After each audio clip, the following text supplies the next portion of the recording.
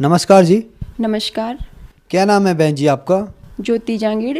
ज्योति जी, आप कहाँ से आई हैं? जिला जयपुर, राजस्थान। संत रामपाल जी महाराज से नाम दीक्षा आपने कब ली? मार्च 2013 को। संत रामपाल जी महाराज से नाम दीक्षा लेने से पहले क्या आप कोई भक्ति साधना भी करती थी?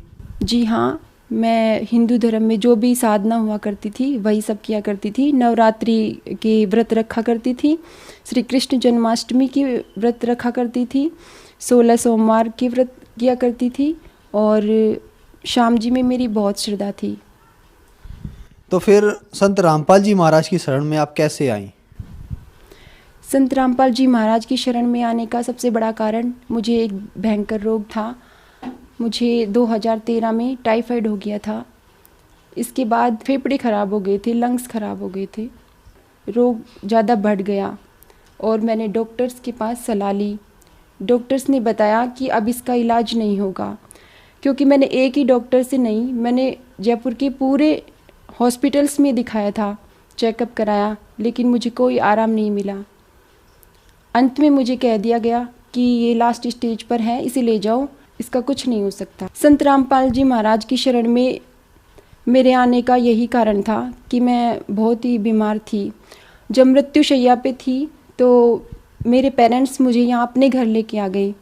यहाँ लाने के बाद मुझे ज्ञान गंगा पुस्तक मिली, जो कि मेरे पेरेंट्स पहले से ही सत्संग देखा करते थे, ज्ञान गंगा पुस्तक पढ़ा भी करते थे।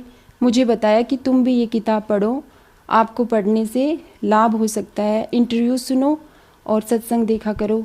तो मैंने भी संत रामपाल जी महाराज की साधना चैनल पर जो सत्संग आता था वो मैं देखा करती थी और मैंने ज्ञान गंगा पुस्तक पूरी पढ़ी। इसके बाद मैंने संत रामपाल जी महाराज से नाम दीक्षा ली। संत रामपाल जी महाराज से नाम दीक्षा लेने के बाद क्या आपको कोई लाभ भी प्राप्त हुए? हाँ, लाभ मिले। मुझे टाइफाइड हो गया था, टाइफाइड बिगड़ते बिगड़ते बढ़ गया।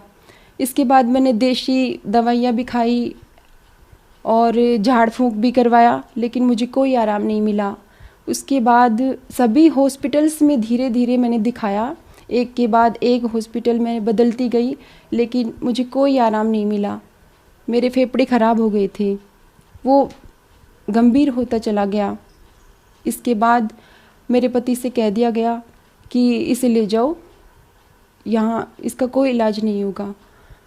इसके बाद मुझे मेरे पेरेंट्स यहाँ अपने साथ लेके आए। मैं बरवाला गई और वहाँ से मैंने नाम दीक्षा ली। संत रामपाल जी महाराज से नाम दीक्षा लेने के पश्चात 3 महीने में मैं पूर्ण स्वस्थ हो चुकी थी और जहाँ मैं एक गिलास जूस भी नहीं पी सकती थी, फल भी नहीं खा सकती थी, वहाँ पर मैं अच्छी तरह से खाना खाने लगी। मैं 3 समय भरपेट खाना खाने लगी और कुछ ही दिनों में मेरी हालत बिल्कुल स्वस्थ हो गई थी। चूँकि डॉक्टरों ने बता दिया था कि यह ठीक नहीं होने वाली है, दोनों लंग्स मेरे ख़राब हो चुके थे, बावजूद इसके मैंने संत रामपाल जी महाराज से नाम दीक्षा लेने के पश्चात उस मंत्र में इतनी शक्ति थी कि मैं पूर्ण स्वस्थ हो गई। जबकि सब हैरान थे, मेरे रिश्तेदार, मेरे घर वाले सब हैरान हो गए कि इसको इतना बड़ा लाभ कैसे मिल गया, ये तो मृत्युशैया पे थी, इसकी तो मौत होने वाली थी।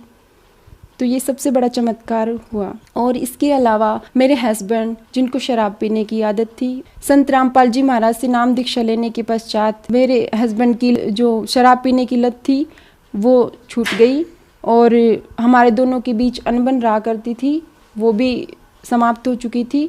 हम आर्थिक तंगी से भी गुजर रहे थे, वो भी धीरे धीरे समाप्त हो गई। तो जो श्रद्धालु आज आपको देख रहे हैं और कुछ लोग ऐसे हैं जो उम्मीद खो चुके हैं कि वो अब ठीक नहीं हो सकते, बीमार हैं, उनके लिए आप क्या कहना चाहेंगी? उनके लिए मैं ये कहना चाहूँगी कि आप निराश मत हो।